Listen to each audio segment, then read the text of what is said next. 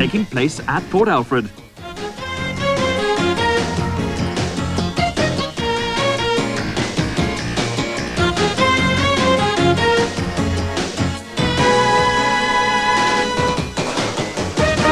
Great. And that's a good description of the racing that lies ahead in these championships. The men's K1 race starting off under the Port Alfred Bridge on the Canoe River with 3 long laps ahead of them. 29 paddlers with 8 from Transvaal, 4 from Natal, 7 from Western Province, 1 from Northern Transvaal and 9 from the host region, Eastern Province. And on paper, Transvaal with the strongest contingent, including Robbie Herreveld, Mark Perro, Richard van Mansberg and Paul Byrne, a tough group for the rest to try and beat. Getting going shortly afterwards, the women's K2 class, just 3 entries in this one, with Erdley and Bohm and Jonker and Yods of Transvaal racing against Oliver and Delaporte of Natal. Sandra Erdley and Rory Baum setting the early pace, with the Natalians falling off a little right from the start.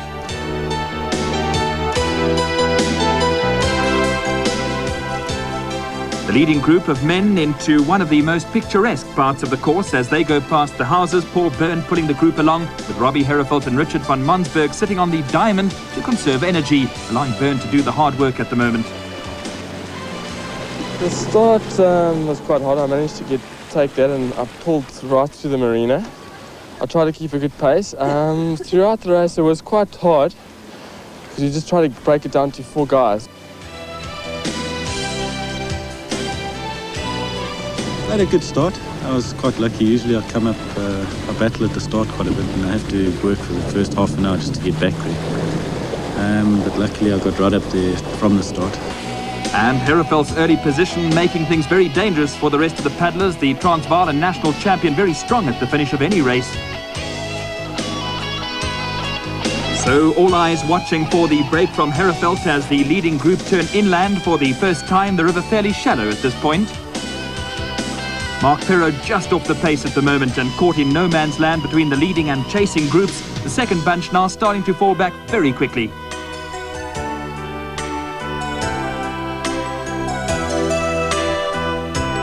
Herreveld starting to go to work now, pulling intervals and shooting ahead of the group at various times, forcing them to follow him or drop off the pace, trying to push the weaker or tiring paddlers out of the group to make his job easier at the finish. Herreveld, Malherbe, Byrne and van Mansberg making up the Transvaal A team, with Perro, Van Colle, Monteith and Simpkins in the B team. All 8 paddlers within the first 10 at the moment, which demonstrates the power and class of the inland region at the moment. The Natal team made up of Hartley, Parker, White and Price. White pulling the second group along at the moment, but unable to lift the pace enough to start making an impression on the leaders.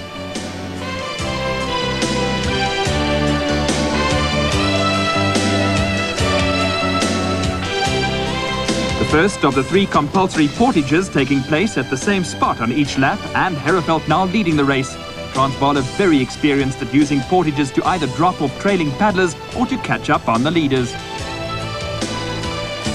The conditions very damp and muddy at this point, the mud pulling at the leg muscles and slowing the pace. Paul Byrne and Dani Malherbe working hard to keep the pace up and not allow stragglers at the portage to catch up again, putting strain on the rest of the group, with Herreveld tucked in just behind them, taking a breather from pace setting at the moment. And Van Colle, one of the casualties of the fast pace, dropping off at this stage and not managing to make it back again. Some way back, Radloff of Northerns and Monteith of Transvaal pushing the second group as well, the tactics just the same as used by the leaders to drop off weaker paddlers. And the result to be seen in paddlers dropping out from cramp.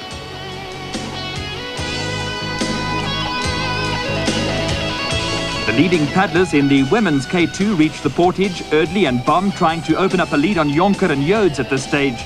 The women still pushing the pace, while in the men's race the Transvaalers were sitting back for a while and letting Eastern Province do all the work. The first third of the race was very hard, I'd say. It was one of the hardest races I've had, in South Africa in any case. After that it was better as the weaker guys got off the wave. It got better. The pace got a bit slower. And as the pace slowed, some of the paddlers who had dropped off earlier managing to make something of a comeback. Wilson of Western Province coming back to the leaders only to be dropped off for a second time as the pace picked up again. Radloff, the single entry from Northern Transvaal, finding the same problem as well as the Transvaal contingent, headed by the leading pack down to the turn and the portage for the second time. You can always see in the portage who's the stronger guy. It always works out that way. You know, who's the guys that's not that strong. So the portage is important. I like the portage. It sorts the guys out, and at least it forces the guys that sits on the slip all the time to do some work. You know, run a bit and then get into boat, and usually they have to come back, work hard to come back. So the portage is important. With the second portage finished, Radloff working hard to try and get back onto the pace again. Eastern Province's Daniel Conradi falling back and waiting for him to see whether they could work together to try and close up that gap. But once off the slipstream of the leaders, it's a lot more difficult to try and work back again. The pace was hard, a lot of intervals. You know, the guys were fighting for good slips. And the Transvaalers, I think, worked together quite well. So they made sure they all had the good slips. I think they were also a little bit stronger and faster, so they could dominate. You know. And now, with the leaders forcing a huge gap up at the front, the main bunch start coming through the portage, one of the marshals directing them to the correct landing area. After that, it's time to get tired muscles working in a different way on the run. But conserving their energies well, the four Transvaalers making up the lead diamond back into the marina once again and making their way around the only island on the course.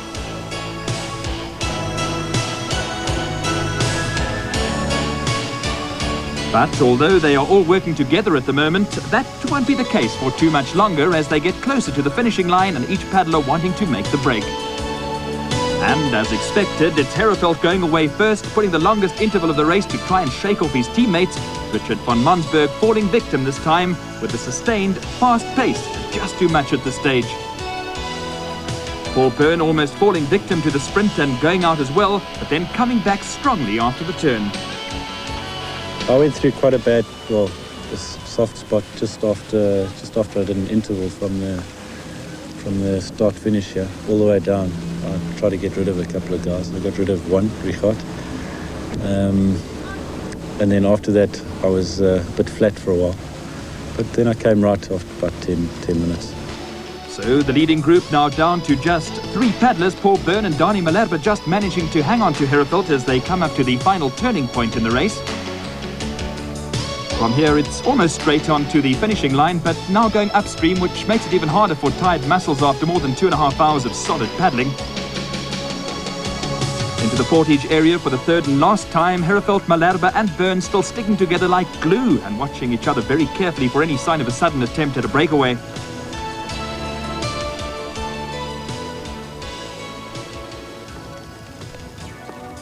Even running, everyone's staying very close together, although Jonker and Jodes now 20 minutes behind Eardley and Bohm in the ladies' K2, with the men suddenly slowing. 500 metres after the portage, everybody just put their paddles down and nobody wanted to pull. I suppose because the second bunch was far away, it didn't really matter. The guys just all put their paddles down and forced Paul to pull, but he still didn't want to pull. So, some mind games amongst the leaders, but then Robbie Herefeld taking over and positioning himself at the front of the group, the perfect place to be when finishing upstream. Herefeld with a lot of experience in endgame strategy after his successful European Tour and the World Championships in Australia, and neatly staying ahead of Malherbe and Byrne to cross the line all alone and take the win. 2 gold medals, 2 silvers and a bronze for Transvaal in the men's K1 and ladies K2 sections, with Eardley and Bohm heading out Jonker and Jodes to win the women's race as well. Western Province taking the other bronze to avoid a clean sweep. But if there's 6 boats against you, that's fairly quick. It's going to be difficult. Not fully fit. I think today's going to be hard. So we could be in for a hard time, but we'll give it a bash. That's what we're here for. And what they're all here for is the K2 section of the competition as the South African Flatwater Canoe Marathon continues at Port Alfred. The Kawi River on a fine, clear day, the conditions about perfect. Well, we got off to a bad start and Daniel Conradi's rudder broke and slewed into the rest of us, and we were lucky to escape that. And then we had to work hard, come up the side and got back onto the front bunch. And we had to do a lot of the work initially. Mark Perrault and Paul Byrne, one of the Transvaal crews which dominated the overall championships. Only Natal and Eastern Province presenting any real competition in the provincial stakes. Lo Malherbe and Chris de Waal in the blue of Western Province, nevertheless hanging on to the leading bunch as they head around and under the Port Alfred Bridge again. Tactics, determination and strength playing a big part in the 38.2 kilometre race, which takes them 3 times around a winding course through the inlets and marinas of Port Alfred. Richard von Mansberg and Dani Malherbe setting the pace at the moment in the colours of Transvaal. The 2 Malherbe brothers racing for different provinces and right alongside each other in the race. Wits paddlers Neil Evans and Graham Bird also hanging in well despite pre-race problems. I've been sick the last week, so I was a little worried whether I'd lost the distance. But when we had a good start, I knew that we could start to dominate. And if the other guys didn't work us over and we could dictate the pace, then we could set the tune to however we felt. 6 boats left in the leading bunch, and the Transvaal is definitely setting the tune at the first compulsory portage. The 4 Northern pairs trying to shake off the Western Province paddlers with some fast and fancy footwork. The Kawi at low tide, the water absolutely flat and the current not too difficult at this stage of the race. Malherbe and von Mansberg once again taking up the pace and keeping the pack going at full steam.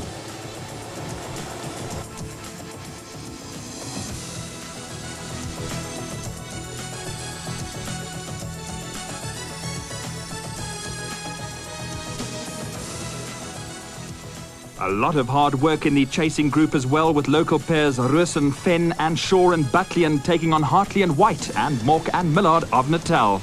In the leading group, Perrault and Byrne on the near side, Van Coller and Harris furthest away, while sharing the front of the pack. The Malherbe brothers go head to head. Donnie in red in the Riverside Centra kayak and Low in blue NBS Devco hull.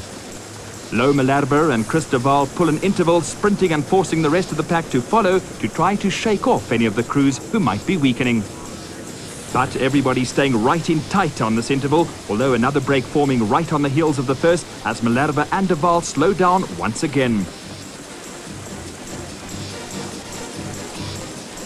This constant changing of pace is very tiring. One of the crews pushing ahead very strongly and sliding off to the left of the pack to make it difficult for the others to get onto their wave very quickly.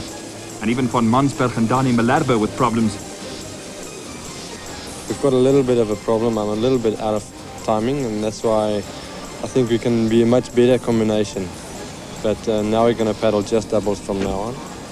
And it must just get better from now on. Richard von Mansberg and Dani Malherbe on their views of their performance. And it seems like the only colour in the race is red at the moment, with Transvaal represented by 4 of the first 6, all the paddlers trying to stay on the good wave just behind the leaders.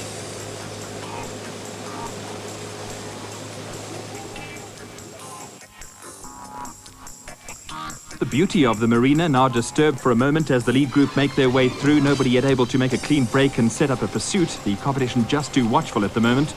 And while the K2s were heading out the day's racing, other results were already in. In the junior men's division, Hank McGregor of Natal dominated the K1 section, finishing the 2-lap race ahead of his doubles partner Anthony Stott, with Scott Rutherford bringing home 3rd place for Natal as well, giving the Banana Boys the top 4 places. And in the K2 event, it was the same 4 paddlers, McGregor and Stott, winning the gold, and Rutherford and Callister the silver, allowing the Van Deventer brothers from Cape Town the 3rd place for Western Province.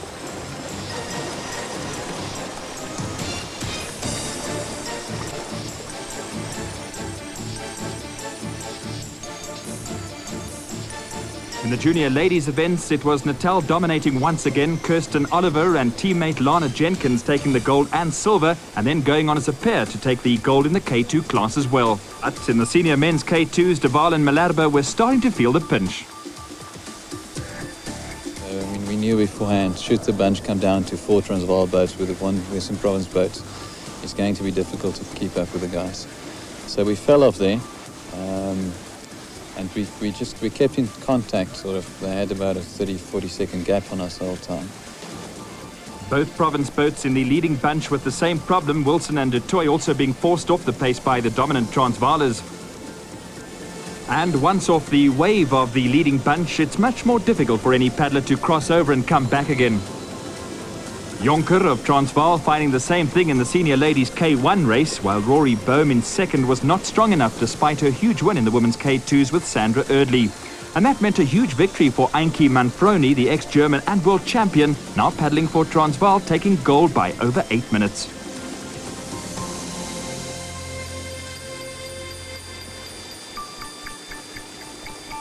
Neil Evans taking time out from paddling for an energy boost, allowing partner Graham Bird to take the strain for a moment and keep them on the leading pace, while the two Western Province boats were catching up but just not able to get onto the wave of the leaders. This is an important race for all the contestants on several levels. The national selectors out to select a squad for the series of internationals coming up, including the World Championships in Spain later this year. This race the first of the senior trials, with the next up on the Vaal in June. Ankie Manfroni already picked to lead the South African challenge in the ladies K1 class, and Hank McGregor the junior men's K1s, but several more places still open in the various categories.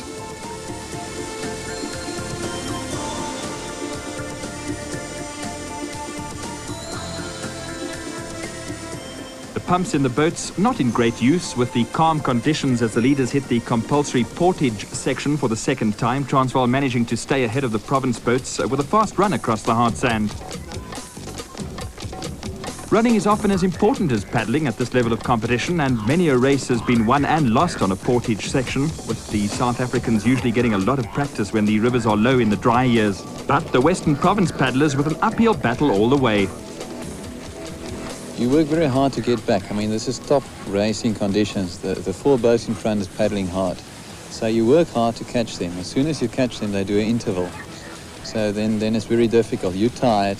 They pull an interval, they switch round and let somebody else pull while they take a rest on the wave, whereas you must pull the whole time. So that's what happened to us. So the first time we caught them, we dropped off again, but not far, luckily.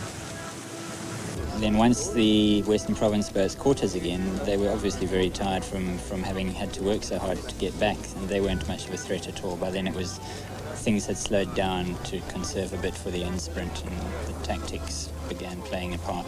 But despite all the obstacles placed in their way by the Transvaalers, Western Province still managing to cross over and take up position in the lead group, although Malherbe and de Waal now very tired. Mark Perro also showing the strain of the constant pace changes. Paul Byrne behind him just as tired. This has been a very close race all the way, with no clear leader being established early on, which means an all-out sprint finish, and those paddlers with some reserves left obviously with an enormous advantage. And the final sprint coming earlier than any of the leaders would have really liked. The contest coming down to the one between Robbie Herefelt and Graham Monteith on the near side, and Neil Evans and Graham Bird on the far side. Herefelt and Monteith willing to accept second place now and relaxing to allow Evans and Bird a clear path. But that slight slackening of pace coming just too soon. Richard van Mansberg and Dani Malherbe taking up the challenge for the win and setting out to make things difficult for Evans and Bird. So once again things coming to the sprint, this time all the way to the end as the two Transvaal boats pull away from the pack, leaving Herefelt and Monteith to defend third place against the Western Province pair. And in the final few meters, Evans and Bird managing to find the reserves to hold off the flying attack of Van Mansberg and Malherbe. Jostling for position, coming into the end sprint. Graham and I were leading. We managed to hold off Donnie and Richard for a very important win. Quite hard coming into the end. Both myself and Neil suffered with a bit of cramps. I think it could have been maybe from the shallow water or the heat that we're not quite used to. But it was nice to win it. It was really good. The pressure had been put on us, and it's nice to have come through and done it.